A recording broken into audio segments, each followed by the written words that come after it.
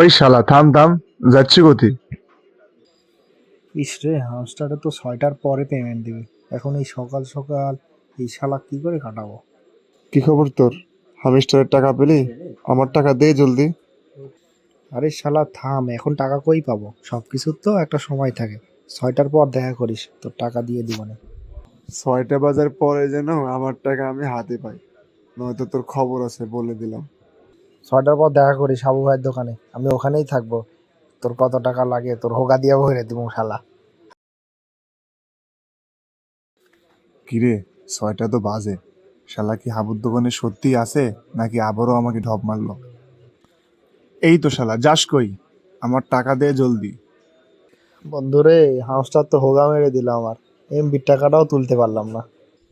শালা, আমি আগেই বলছিলাম না তোর এমবি কেনার টাকাও উঠবে না?